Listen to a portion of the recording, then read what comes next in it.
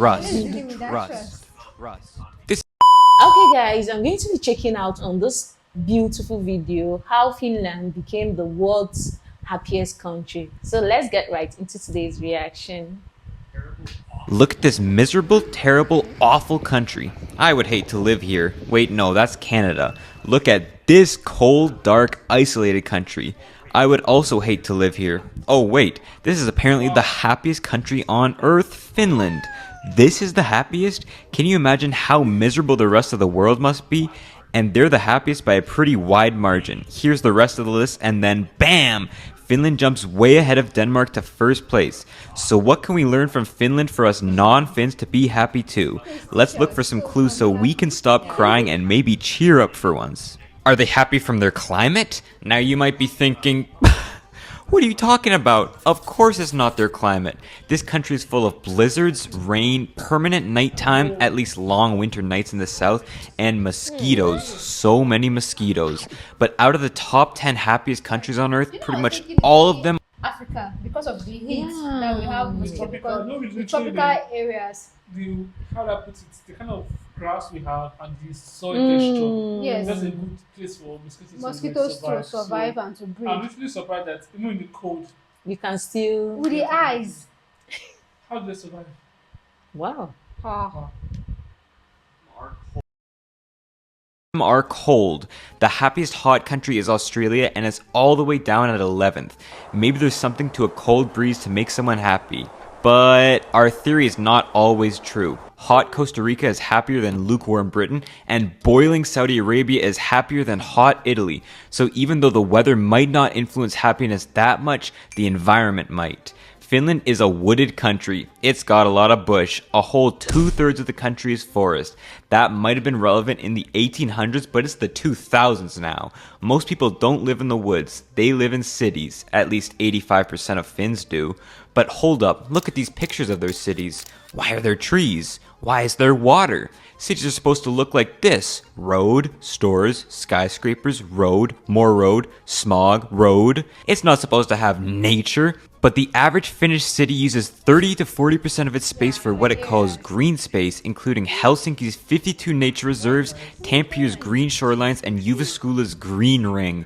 Finnish residents even say that their #1 priority for their cities is transportation, like literally everyone else on Earth. But their #2 priority is proximity to nature. It also helps that Finnish cities are some of the least densely populated in Europe and none have a population over 1 million. So nature is always near to them. Nice. That seems like a good way to be happy. Could it be their culture? At over 90% Finnish, 60% Lutheran, and small percent Sami in the north, Finland is quite homogeneous. They have a culture of education and innovation, with most people having a bachelor's degree and having a 100% literacy rate. Not a single person can't read. I don't know how much I believe that, considering their language looks like... They also have an egalitarian culture that shows up particularly well in its work. You know, flat organization, autonomous decision making, strong work benefits, and the average work week only being 35 hours long. Just don't show up late. They'll beat the out of you if you do. Showing up late would probably break their trust, and Finns have built their society very trusting.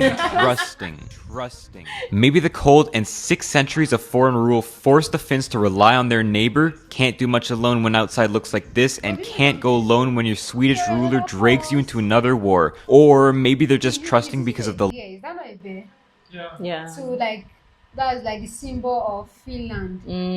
That's to show that maybe they have more bears than every other country. No, Just like they can just like might just be their symbol. Okay. The US they is using eagle now. Get me? So it doesn't mean like they have more than in other place in the world. but in Australia they use this kangaroo because it's everywhere. That doesn't just like it doesn't call for like you can never say that Kenya will use lion because they have a lot of lions. Okay. The India will not use cow because Because you have a lot it makes of... no sense. It's just a symbol. Okay.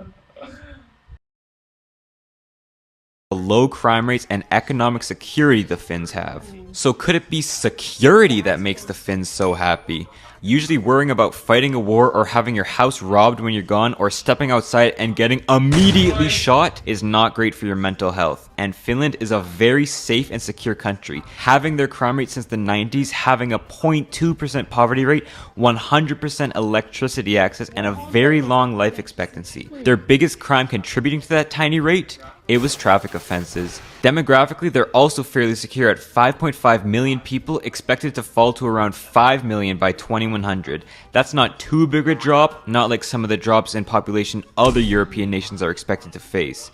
It'll be hard on the economy, but relatively small to make a relatively happy time. Geopolitically too, they're in a secure region. They're tucked safely inside the European Union for a free market, coddled by NATO for free defense, and all their neighbors are rich and stable. Sweden, Norway, Denmark, Germany, maybe Estonia, and oh, right, Russia too. Dealing with the Russians has always been high on the Finnish concerns list. They've always had to balance between the West and Russia. After all, Russia would love a port in Helsinki, and the Finns are tiny compared to the Russians. They would get annihilated by them, right? Well, Exhibit 1, no. And Exhibit 2? Also no. The Russians probably wouldn't annihilate the Finns, but they've shown they might still try. So in 2022, Finland applied to join NATO just for that extra layer of security. And there's another aspect of security, economic security. Does money really solve happiness? Well, I have two things to say. One, Finland wasn't always rich. They used to be a backwater, a sludge water, a stick in the mud nobody cared about for most of history. And two, yes, money does make you happy, so this video is sponsored by Surfshark. Just kidding. So back to the real economy. For most of history, Finland was poor. I'm talking trenches poor. In a time when the standard of living was pretty much equal to how much your family could farm, this wintry landscape wasn't exactly the richest. It wasn't the freest either, being under Swedish rule until 1809 and then Russian rule until 1917 when they had that whole revolution. Although they generally had a great amount of autonomy to focus on whatever they wanted, so the law, money, banking, and integrity have been stable for centuries, developing trust. This is great news for developing the economy because the rest of it wasn't so great. In terms of natural resources, Finland pretty much only had two, water and wood. Can't easily export water, at least without exporting food through virtual water, so wood was their moneymaker for most of history. Or I guess pulp, paper, peat, parchment, print, you name it. In fact, the whole reason they even started to industrialize in the 1800s was to build sawmills to meet new Russian lumber demand. And by the time of the World Wars, their wood phase wasn't over. Wood products made up 4/5 of their exports, 1/3 of their industry, and 1/2 of their jobs, along with agriculture. The wood trade only deepened the balancing act between Western Europe and Russia. Do we industrialize like these fellows and become filthy rich, or do we keep chopping trees for the Russians and become stinking rich?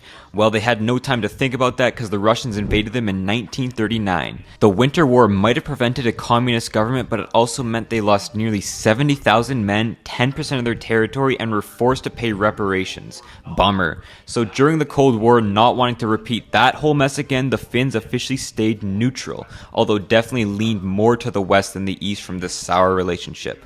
They stayed out of NATO, stayed out of the EEC, and stayed out of the Marshall Plan to rebuild Europe. Sure, they still sold timber to the west and slowly started the Soviet trade back up again too, getting much of their energy from them, but they invested that money back to make machines. Elevators, ships, and paper machines. They started manufacturing them and selling them to the Soviets. So from their new wealth, they decided to try to fit in with the other Scandinavians and try out the Nordic welfare model. Education for all, social care, healthcare, maternity leave, blah blah. And they continued this slow and gradual path to richness, emphasizing education and innovation above all to make a heavily research and development based economy. Yeah, all nice, until the Soviets collapsed in the 1990s. So that means their trade with them just fell dramatically, and I guess that means their currency just collapsed, which wait, that means their banks, which were already deep in debt, just collapsed, and Finland was hit with the biggest depression it's ever had, as everyone decided now was not a good time to invest in anything. They recovered by the 2000s, but they pretty much gave up paper. It was all innovation now. You might have even heard of some Finnish tech creations. Nokia, Linux, the first internet browser, SMS, basically texting, Angry Angry Birds, and Clash of Clans. All this made with a tiny population. The new Finland is booming, economically secure, and on the cutting edge of technology. But if there's one thing you should take away from this, it's that there wasn't one moment Finland became rich. It was really a build-up from stable institutions and business over 150 years. So is it welfare that makes them so happy? Perhaps the security it brings them makes them worry a lot less. But how do they even afford it? Well, Finland is not Norway. The Norwegian government gets nearly half of its revenue from oil money. Finland doesn't have this luxury. And the average Norwegian is almost twice as rich as the average Finn, so they've got a lot more revenue to tax. Finland has to go to those industries that were slowly built over 150 years and tax them for its revenue. Finland has one of the highest tax burdens on earth. Number 2 for personal income at almost 57% and top 10 in sales tax at nearly 25%. But luckily for the Finns, their government also has a fairly competent accounting department. Every electoral term, the government is given pretty strict spending limits that they have to stick to. It's not every year, it's every government. This means they've usually ended up with a 2 to 3% surplus, and although they did get into some serious debt during their depression in the 90s, they ended up balancing it back out with their 2000s boom and then deficit again with 2008. But as their population ages, shrinks, and takes that tax money back through pensions, they've had to go back to this deficit spending, which is threatening their Nordic welfare way of life and could scare investment. Well, what are they getting for all this spending though? Pensions, free education, unemployment benefits, healthcare, family benefits, state subsidized housing, government loans on housing. If you can have all these things and you are tasked, then it's just like I'm contributing money for you to do what I want. I can Because sleep. end of the day, you don't pay tax. You still need to pay all this. Yes, you Yes. have to. Still need to pay. There are some countries that tax their people and they don't have what they have. Inflation. Like, let me say that you don't pay tax, right? And your country is into inflation. Like, it's better you pay tax than not to pay the tax, but you have inflation because cost of living is just so expensive. Like, Very. speaking from experience, like, It's nice. So long as I can see the doctor when I need to see the doctor, I can access good good education. medical When There's I no want- strike, good medical care. there's My safety, children are our secured. life, What more that's- do I that's also need? taking my life. And of course the training needed to deliver these services. Sounds pretty nice to me. It also helps you could actually trust that your government will get these services to you. In a lot of less developed nations, your tax bill will come, you'll wait for the new services you'll get, and keep waiting, and keep waiting, and keep waiting, and they never seem to come. Trusting that the government won't screw you when you give them 57% of your income is pretty important to feel secure. So it's up to you personally to decide if you would take this deal, but taking it doesn't seem to make them any sadder. Okay, that's way too much about this happy, jolly, jovial nation. Let's talk about their problems. First is obviously their shrinking population threatening their whole welfare model, bringing rising debt and falling investment along with it. Second, they have a housing crisis. House prices are climbing at a pretty scary rate. But tell me which developed nation isn't facing a housing crisis, am I right? I wish I could afford a house. Third, the whole Russia situation isn't getting any friendlier right now, and it sucks considering Russia was a huge supplier of energy to them. When they got cut off from Russian gas, electricity prices rose almost 50% in 1 year. They've had to get some coal plants back online to meet demand, and it doesn't help that 30% of their electricity comes from wood still. Jeez, wood? Someone help Finland get out of the 1730s with their wood burning plants. Get them some oil, uranium, at least a wind turbine. Fourth, sure, Finland is happy on the aggregate, but a lot of Finns are still sad. Finland has 1.2 times the rate of mental illness than the EU and are 66% more likely to abuse drugs and alcohol than the European counterparts. It could be from social exclusion, especially among lower classes, a stereotypically isolationist culture, or simply just a bigger drinking culture in Finland, especially of hard liquor. And fifth and finally, two of their main industries, paper and Nokia, Apple destroyed both of those. But they're still quite diversified and complex. So to be happy, some keys are transparency, security, money, but most importantly, trust. Trust in your government, neighbors, businesses, schools, I don't know, trust in your dog. Trust that in 5 years from now, you'll also be in a comfortable position, and if anything happens to you, you can trust someone will help you. Trust. Trust me, it's what made Finland happy. Now I can see why he kept beating on that trust. Yeah. Trust.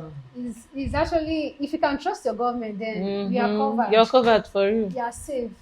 But if you cannot trust them, You're screwed.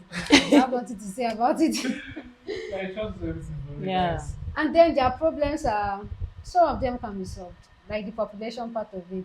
It's just just need people to get married more. The government should help the young ones to get married. My lady told us to give birth to 5 children. Yes, I make it, yeah. Get married and give them to 5 children. Take care of them.